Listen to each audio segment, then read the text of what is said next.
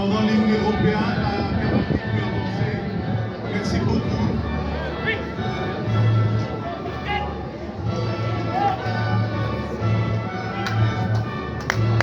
Et dans ce tour, vous remarquerez que cette année, la police fédérale montée vous propose plusieurs de ces uniformes. Il y a tout d'abord 2 uniformes de patrouille légère et ensuite ce qu'on appelle des tenues héros, c'est-à-dire maintien de l'ordre dans la deuxième ligne qui défile devant vous. La police fédérale, qui était traditionnellement casernée à Etterbeek et qui a maintenant rejoint le Haras de Heemskerk à Robek, dans de nouveaux établissements, et ont quitté le centre de Bruxelles.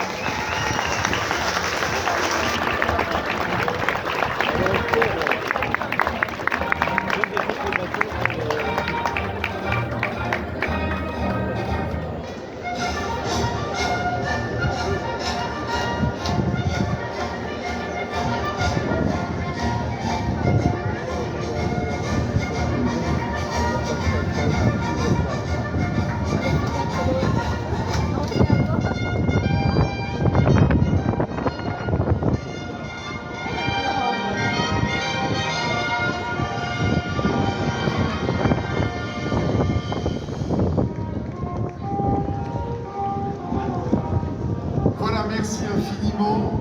Nous allons permettre à la police fédérale de quitter le ring et nous permettre ainsi de pouvoir commencer le défilé des différentes races en accueillant le docteur Léo Théron qui est vétérinaire et passionné. Je pense que ces 2 termes-là, ce sont 2 termes qui vous collent bien à la peau. Oui, tout à fait. Ouais. J'adore parce que l'agriculture, c'est notre première façon de vivre. Alors justement par rapport aux moutons, parce que c'est avec eux qu'on va commencer, qu'est-ce qu'on peut dire d'entrée de jeu concernant aux différentes races? Vous allez voir que des races, il y en a un fameux paquet, si je puis dire. Bien, les ovins, c'est une des premières domestications de l'homme, donc ça date de pratiquement 10 000 ans notre relation avec les moutons. Et c'est ces races qui ont commencé à valoriser ces terroirs qui étaient de faible valeur, que sont les prairies. Et aujourd'hui encore en Belgique, 40% du territoire agricole, c'est de la prairie.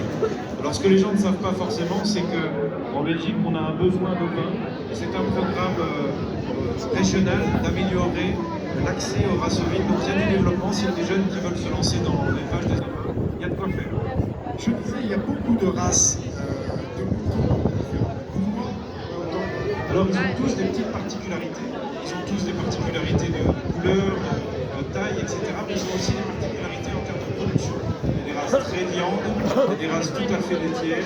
Et donc il y a différentes finalités. Voilà. Alors aujourd'hui on va voir une quinzaine de races qui vont défiler. Et donc je vous demanderai de les applaudir parce que c'est un travail passion, le métier des ovins. Voilà. Alors on commence par la race Roux d'Ardenne. Je demanderai à Jean-Marie de nous faire un petit commentaire sur la race Roux d'Ardenne. Une race mystique, mais surtout locale, qui a été sauvée de l'extinction voici une vingtaine d'années. Je vais vous demander de reformuler votre explication un petit peu plus fort, parce qu'on ne vous a pas entendu ici. C'est une race rustique, mais surtout locale, qui a été sauvée de l'extinction voilà, une vingtaine d'années. C'est une superbe race de valorisation des prairies et des accotements, et donc c'est une race qui mange à peu près tout ce qu'elle peut trouver. On passe sur la race Hampshire. Je vais demander donc qu'on donne un petit commentaire sur cette race. C'est une race facile à élever et très rustique. On peut monter un peu le son du micro qui est tendu là, un peu, merci. Et vous le placez un peu plus près de la bouche, merci bien. Alors, vous voyez passer devant vous ces animaux qui sont tous des moutons, mais qui ont vraiment des têtes très différentes. Donc, regardez un petit peu les variétés. On arrive sur la race Swartness. Alors, c'est une race très belle, avec plein de particularités de couleurs. Je vais vous demander également un petit commentaire. Donc, une race très docile et qui est très prolifique, donc elle fait beaucoup de jeunes et alors est rustique.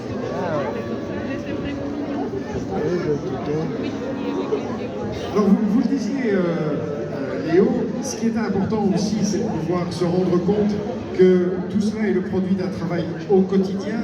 On parle beaucoup de passion, mais c'est vrai qu'être éleveur, c'est d'abord une passion. Oui, c'est une passion. Vous pouvez le voir, en fait, toutes ces races sont dérivées des mêmes moutons initiaux. Et vous voyez la variété qu'on peut voir de couleurs de peau, de couleurs de pelage. Certains sont bicolores. Donc ça, c'est important parce qu'il faut vous dire que la sélection, c'est vraiment une histoire de passion. C'est reproduire des gestes millénaires. Et il faut le savoir, c'est les premiers animaux qui ont fait l'objet d'une sélection génétique organisée. On va donner la parole aux îles de France. L'île de France a une race qui a la capacité d'avoir des agnelages totaux. Alors ça c'est très important, vous voyez, parce que les moutons sont des races qui n'ont qu'une ou deux portées par an, alors que l'île de France permet d'avoir des agneaux toute l'année.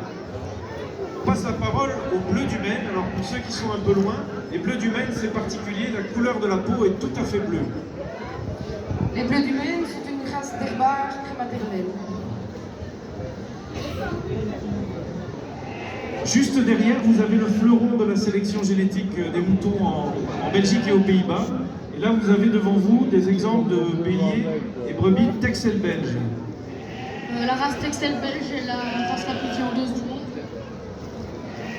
C'est bien, et alors c'est l'élevage qui commence très très tôt, hein, parce que là, il est encore rentré de l'autre course, l'éleveur. Et c'est comme ça qu'on assure le renouvellement des générations, c'est en intéressant nos enfants à ce métier passionnant qu'est l'élevage. Juste derrière, vous avez la race Suffolk, qui est aussi très particulière, avec une tête noire. On laisse la parole. C'est un mouton avec un... Lui, il va faire l'amour dans le pré cette année. C'est que devant nous. Il y a aussi une belle fierté lorsque les éleveurs, même en quelques mots, parce que là, et on les en remercie d'ailleurs, l'idée c'est de vous les présenter et de réunir en quelques mots finalement leur vie. On sent beaucoup de fierté dans ces propos. Ben, c'est une fierté, et puis il faut se dire qu'aujourd'hui, 0,5% de notre population s'occupe d'élevage. Donc il faut vous dire qu'en face de vous, vous avez les gens qui vous nourrissent matin et soir. Ça n'a pas de prix. Voilà. C'est presque des héros. Je vous prierai de les applaudir encore une fois. Il va faire la brée dans le Les éleveurs font aussi beaucoup de la recherche. Je veux dire par là qu'ils vont sans cesse aller vers quelque chose qui sera... Écoute bien, écoute bien. pour l'animal, évidemment. Tout à fait, hein, on cherche toujours de la facilité de vélage, l'agnelage, on cherche à augmenter les conditions de viande en respectant l'animal. Ici, vous avez la race Swifter, qui est une des races les plus utilisées dans le monde. On va leur donner la parole. La Swifter, c'est une race très prolifique, de bonne qualité maternelle et surtout très laitière. Voilà, très laitière. Merci beaucoup pour la Swifter. On continue. Et alors, on sent qu'ils sont heureux d'être là aussi, parce qu'ils donnent de la voix en plus, les moutons. Alors les moutons, ils aiment bien être en groupe, donc là c'est parfait pour eux, mais quand il y en a qui avancent, les autres aimeraient bien savoir pourquoi ils n'ont pas le droit d'avancer. On va donner la parole au Texel bleu.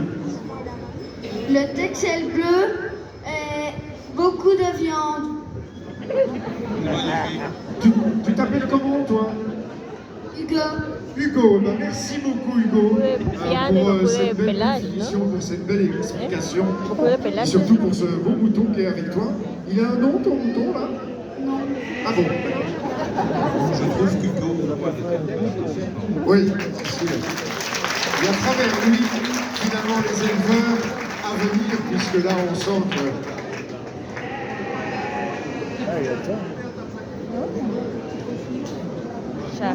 Alors, on va demander aux gens de continuer à tourner et donner la parole à la race Charmois.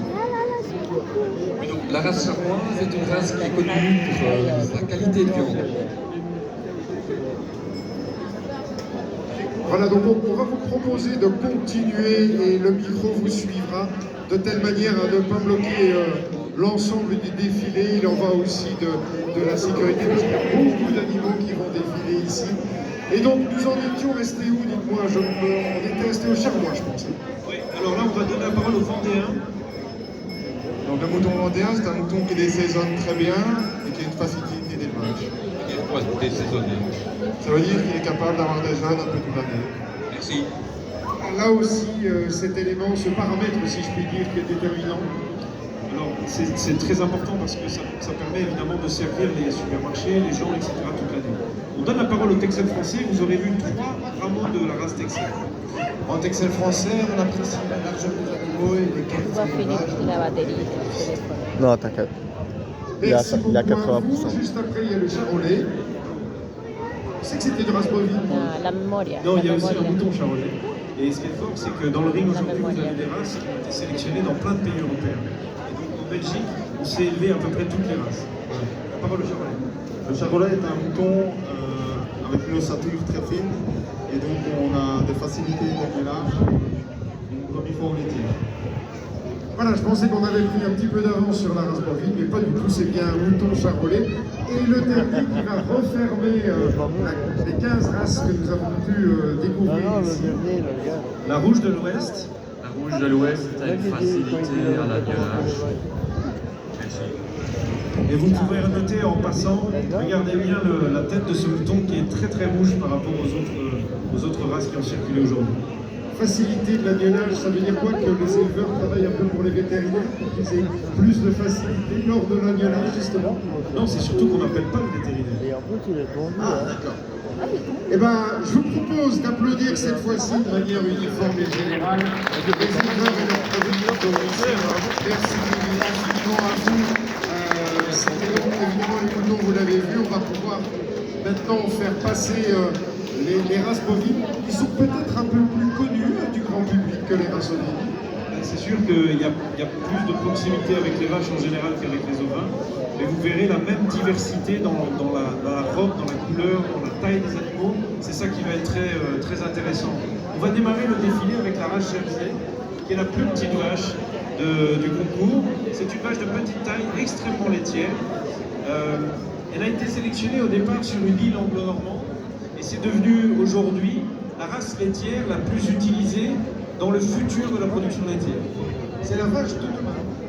C'est peut-être, en tous les cas, elle va prédestiner la vache de demain. Mais vous voyez ces petites vaches, alors ici c'est des vaches qui sont en production, mais il y a beaucoup de gens qui ont des Jersey de compagnie parce que ça s'y prête bien. Je pense que c'est le cas de Jean-Marie en plus. Est-ce que tu ne possèdes pas toi-même une Jersey de compagnie? Ah oui. Eh bien voilà. Quand on parle de particulièrement laitière, ça veut dire quoi en termes de litres, simplement? Bah, ici, c'est des animaux qui peuvent sortir entre 8 et 18 litres de lait sur des Jersey sans trop de soucis, ça dépend du niveau de sélection. Je pense qu'on peut leur donner la parole pour dire un mot également sur leur race. Bonjour à tous déjà. Donc la race Jersey, c'est une petite vache qui produit assez bien du lait, donc elle est en moyenne à 6500 kg de lait avec 5,5 de matière grasse et 4,2% de protéines. Donc on l'utilise facilement pour la transformation laitière. Et c'est une vache qui s'adapte très bien au terrain extensif. Donc elle est très bien adaptée aussi au bio. Merci infiniment. Ce métier d'éleveur se décline aussi au féminin, docteur. Surtout au féminin. Aujourd'hui, la plupart du renouvellement dans les fermes en fait, est assumé par des femmes. Et comme dans beaucoup de métiers, en fait, elles apportent une patte qui manquait encore. Et c'est un vrai défi au quotidien. Voici l'Holstein qui... je pensais qu'elle allait repousser le chemin, qui va passer devant nous. Alors, il y a Holstein Pinois, parce que blanc et noir, parce que sa robe est blanc et noir. Tout à fait, Pinois, parce qu'elle a du blanc et du noir. C'est la première race laitière du monde. C'est la race la mieux sélectionnée pour la production laitière. C'est aussi la race la plus fréquente dans nos campagnes. Et donc aujourd'hui, vous avez un exemple du sommet de la sélection génétique chez les éleveurs. Je vais laisser donner un petit mot sur leur candidate. Tu dis du bien de ta vache.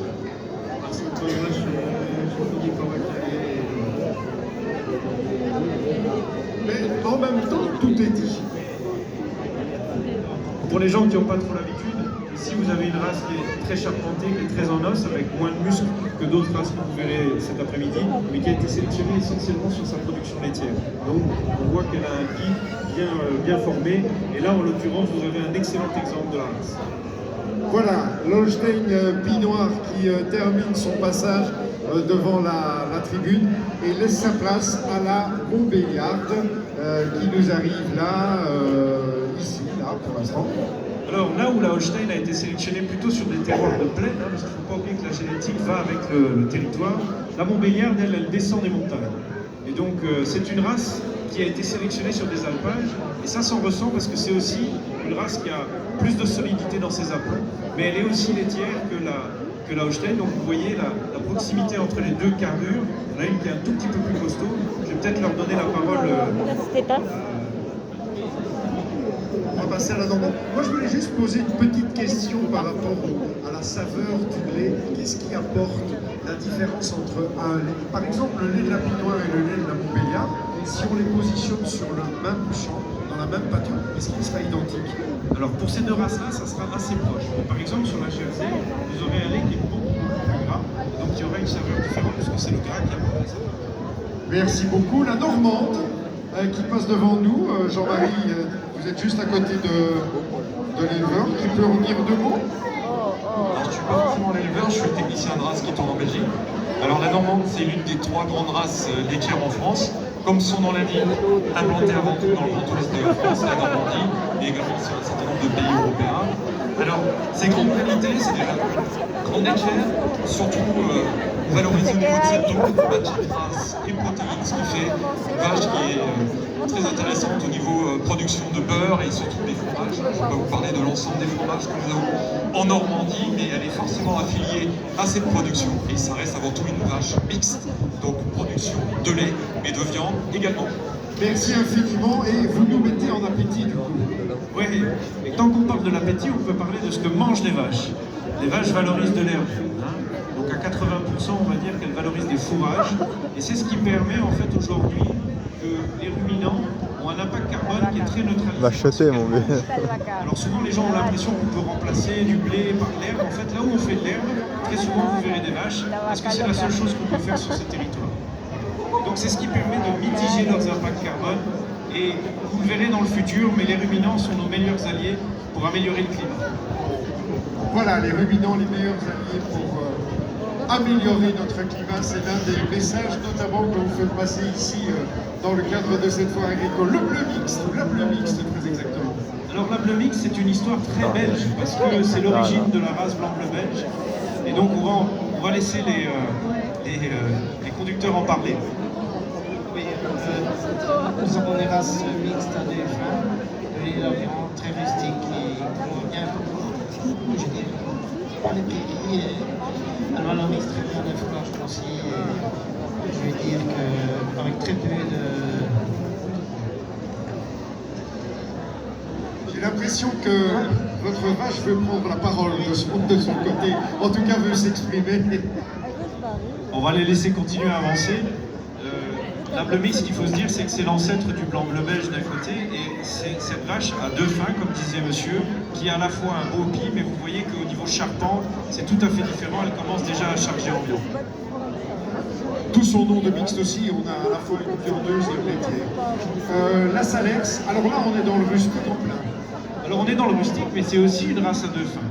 C'est une race qui élève extrêmement bien ses jeunes pour faire de la viande, mais c'est aussi une race qui va apporter, dans certaines régions en tous les cas, un lait d'extrêmement bonne qualité qui sert à faire des fromages très particuliers. C'est une race qui vient du centre de la France à la base, qui est une race de moyenne montagne, et qui a été sélectionnée au départ de races de trait, longueur, donc c'est-à-dire les rameaux qui se rapprochent, si vous voulez, des vaches qu'on voit sur la paroi des cavernes. On va laisser le titulaire de la race la présenter. Oui, bonjour à tous. C'est donc pour présenter la race Salers. C'est une race qui vient du Massif central et il y a le rameau laitier et le rameau viandeux.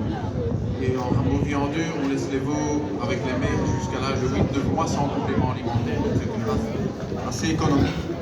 On sait faire des kilos avec les baies à l'herbe. Voilà. Et alors, il y a un petit rameau laitier. Les gens entraient les vaches, il faut vraiment les laisser le veau à côté de la mer pour laisser tomber son lait. Merci. Originaire du centre de la France, mais l'élevage de Salers peut très bien se positionner si on veut. Moi, je suis de la région de Liège et on a des Salers dans le jardin. Donc, voilà. Vous avez des Salers dans le jardin. La limousine. Voilà, nouvelle race viandeuse, très connue, qui donne aussi des taureaux toujours très impressionnants. Alors la race limousine, c'est une des plus anciennes races sélectionnées en France. C'est le rameau qui a probablement le airbook le plus ancien puisque ça date du 19e siècle. Et c'est une race aussi qui vient du centre de la France, probablement issue de plusieurs rameaux différents. Et vous le voyez, là on est clairement dans la race à viande. Vous voyez, vous commencez à voir apparaître la différence sur le gabarit des animaux. C'est une race qui est extrêmement maternelle, mais je vais laisser les titulaires de la race la présenter. Oui, la limousine ici, nous avons trois animaux, un taureau de 1200 kg, un taureau de 2300 kg et une vache de plus de temps. Donc ce sont des vaches qui viennent toutes seules, qui élèvent leur veau pendant 8 mois, qui produisent une viande bien persillée que vous pouvez réclamer dans vos magasins. Et en même temps, ici on va faire une petite publicité par rapport à l'Euro Limousin Salers. La race est une race limousine et Salers qui se développe très fort en Belgique. Et donc on peut encore donner un coup de pouce à la race.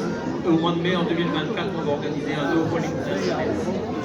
Ici à Libramont, dans les halls de la province. Voilà. Merci. Merci pour cette explication qui a commencé par le poids. Je suis certain que dans le public, très nombreux, et on vous en remercie ici, c'est évidemment une des premières questions qui vient à l'esprit, le poids. Alors, sur les taureaux comme ça, vous avez des taureaux qui passent la tonne sans problème. Il y a même ici la vache qui vient de passer devant vous, qui faisait plus d'une tonne. Donc il faut se dire que c'est des animaux qui valorisent extrêmement fort l'herbe. Donc ça, c'est des animaux qui sont élevés à l'herbe et qui arrivent à faire des kilos et des kilos de viande. Alors voici la race charolaise, donc également une race française. Alors tout à fait, la charolaise c'est une race qui est issue de rameaux de trait, probablement issue du centre de l'Europe à l'initiale. C'est une race qui a été développée à la base pour valoriser les jachères et aider dans les champs pour les travaux agricoles. Aujourd'hui elle est sélectionnée pour sa viande et c'est, on va dire, dans les races viandeuses, une des trois plus sélectionnées pour leur viande. On va laisser les gens les présenter. Nous avons deux parfaits spécimens de charolais. J'ai un mâle de 2 ans et demi qui fait la moitié de sa croissance. Donc il va être à l'âge adulte environ 150 kg. La vache est à l'âge adulte de 1060 kg. Au niveau de la charolais, ça va pour moi pour deux enjeux sociétaux et économiques du moment, ainsi environnemental. Sociétaux, c'est pour moi une des races idéales pour la transmissibilité des exploitations. La qualité de race d'élevage font que ce sera plus facile pour les jeunes plus tard qui veulent s'installer. Au niveau environnemental, le fondement de la charolaise, c'est de respecter réellement le cycle de la nature pour produire une viande de qualité, durable et saine. Ça ne se résume pas simple en burger, je vais dire, c'est une viande de très bonne qualité, très prisée par les restaurateurs. Merci. Merci beaucoup. Alors on enchaîne par la race blonde d'Aquitaine. La race blonde d'Aquitaine, c'est une race qui est en fait sélectionnée sur plusieurs races qui sont du bord de la mer, de l'Atlantique. Et à la base, ce sont aussi des animaux de trait qui servaient, animaux machines, on va dire, qui servaient à tirer les charrettes, à s'occuper des champs, des vignes notamment. Vous disiez déjà par rapport aux charolais, ça veut dire qu'on a des charrues par exemple? Oui, tout à fait, des charrues, des engins agricoles, on va dire prototypes de l'époque. C'est des animaux, en fait, avant d'être sélectionnés pour leur viande, étaient sélectionnés parce que c'était une machine de traction. Oui, mais ça on s'en rend bien compte quand on a fait. Donc un petit mot par rapport à la plante aquitaine. Pour la plante aquitaine, c'est une jeune race issue de 3 races régionales françaises, la blanche des Pyrénées, la Quercy et la Caronnaise. C'est plutôt la Caronnaise qui était l'animal de traction. Et donc les 3 rameaux fusionnés pour donner la blonde aquitaine. La blonde aquitaine, c'est une race, je veux dire, de grand développement, mais qui parle de plus en plus sur la finesse pour la longueur de l'animal. Donc la longueur fait que vous avez un paquet d'entrecôtes supplémentaires. Et la qualité de race, la finesse, de leur peau, leur finesse de la tête. Donc c'est une match de sélection. Elle est représentée en Belgique, dans nos deux pour elle a l'avantage aussi, c'est qu'elle est très lourde.